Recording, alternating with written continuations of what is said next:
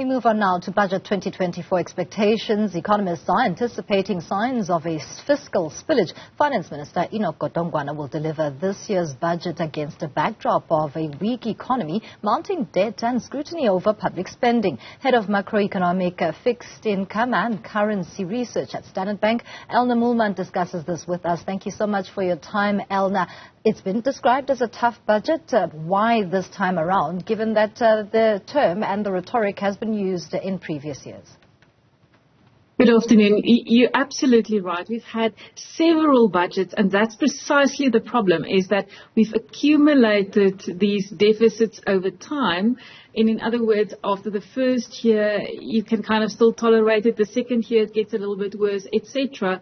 And now we've just gotten to a point where there's real concern about whether the fiscal picture will at some stage stabilize. So the concern is not only about exactly where we are today, but it's also saying, if we look out, can we see any improvement in the medium term? And that's really what the concern is at this stage. As you've referenced, Elna, it is the domino effect of measures that have been placed prior within the stabilization efforts for the South African economy. But fiscal consolidation, that's expected to continue, albeit at a slower pace. What is it meant to look like given the current economic landscape?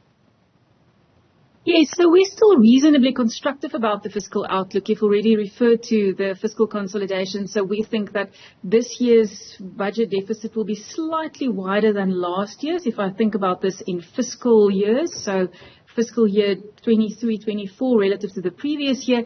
And from there onwards, we expect it to get a little bit better. Now, there are two parts to this equation. Of course, we need to consider the revenue side and the spending side. And right now, the focus is squarely on the spending side. You'd recall that last year, government awarded a higher than budgeted wage increase to public servants.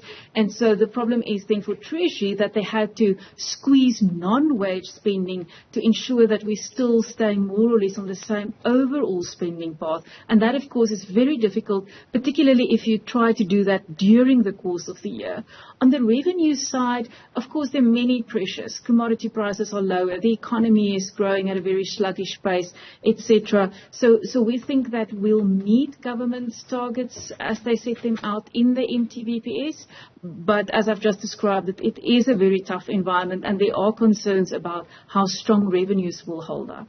And that public spending is going to come under scrutiny, particularly in an election year, as well as the mounting calls for the SRD grant to be made permanent. Your views on those two elements? Yeah, so we argue quite strongly that government doesn't have a track record of significant increases in spending just ahead of elections.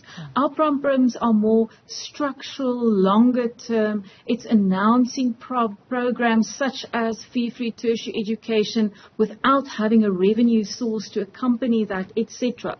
We don't have a track record of suddenly announcing new programs ahead of elections, and we expect this budget to be no different.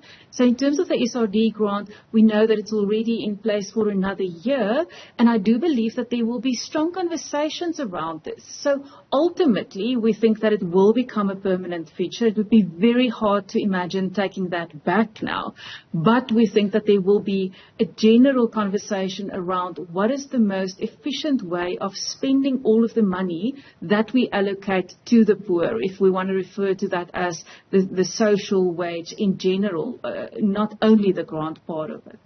As a parting shot, then, what's to be said about South Africa tackling the challenges of logistics as well as the ongoing electricity crisis to get to an economy that is somewhat healthy and vital as a space to navigate for business and investment? So in our view, the electricity situation is already a lot worse. Yes, we've had, for example, a very difficult weekend. But if we look at, say, the first 2 months of the year relative to late last year or even the year before, we're definitely on an improving path.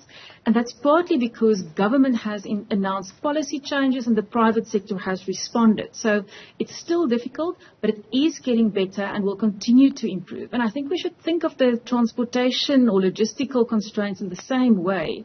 In other words, saying we are intervening, it will take time, but we are taking the steps to correct the problems and get to a viable solution. So hopefully in the budget we'll get a bit more detail around that, perhaps some milestones. Unfortunately, like I said, it will take time, but in our view we are on an improving path. Thank you for your input. Head of Macroeconomics at Standard Bank, Elna Moolman, talking to us as we previewed ahead of the national budget speech that will be tabled by the Finance Minister this Wednesday as the country still faces an economic climate that is not conducive for growth.